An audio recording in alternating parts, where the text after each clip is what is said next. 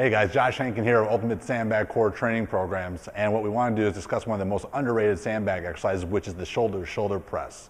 So really what this lift does is several things. For one is, it's our variation of a one-arm lift, because if Jessica's about to do the exercise, this outside hand cannot actually push the weight up and over. So you're still getting the benefit of a one-armed lift. Secondly, the arm that is lifting the weight is in a more neutral position. So people traditionally that have problems going in the externally rotated position for the shoulder press overhead can do this easier. This is also a good exercise because as she transitions the bag side to side, go ahead and do a couple, her center of gravity is changing, so her stability demands through her midsection are changing as well. So it's a really unique way to train the core and to integrate the whole body from the ground up. Because remember, all these lifts are starting from the ground up. So remember, they're overhead lifts, not just your shoulder lifts. So what we're going to do is really emphasize on her stabilizing from the midsection and from the ground and being able to transition the bag side to side. So what you just saw was the standard, shoulder to shoulder press where she doesn't use any leg action. We can make it a little more dynamic, or if we're using heavier weights, to use almost like a push press action. So where she does a little dip down and she transitions the bag side to side. So what she's doing an excellent job of is not moving her head around the bag, but the bag around her head. She's actively squeezing the lats as she pushes upwards and locking her arm so that the bag transitions over the crown of her head.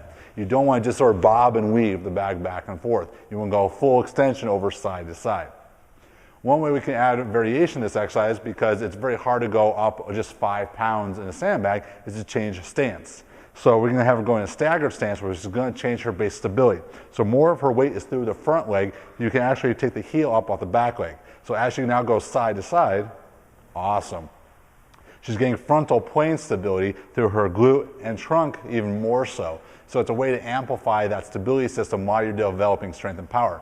Because ultimately, functional strength means that you're going to be able to demonstrate the same posture under different dynamic loads. So one thing we can do is we can keep increasing that stride until she's into a full lunge position. So when she goes down, because her base of stability is compromised, this is going to be the hardest stabilization because she's now going to have to transition and hold the stabilization basically on one leg.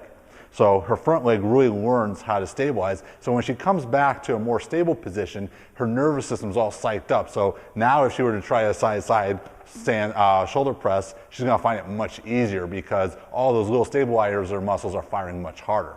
Another position we can do is actually a lateral stance. So she goes almost into a lateral lunge.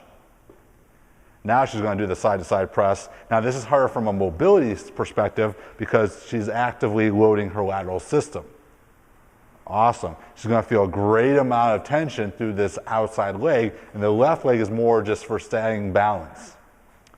The final progression that we can utilize is actually suspending her. So again, now we're reducing stability again. So if she faces away from me, I'm going to help her put one foot in.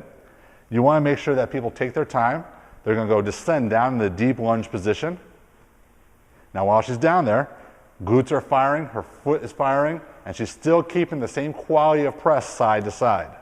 You're going to see that a lot more effort goes into doing this exercise. And come on up, excellent. So when you're programming this exercise, you can pick the right variation depending upon the size of bag you have and the goal of the program.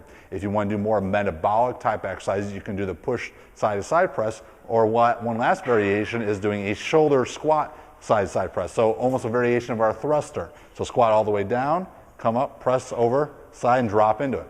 So then we can also deal with variables such as speed, where she moves faster and faster through the movement. Very nice.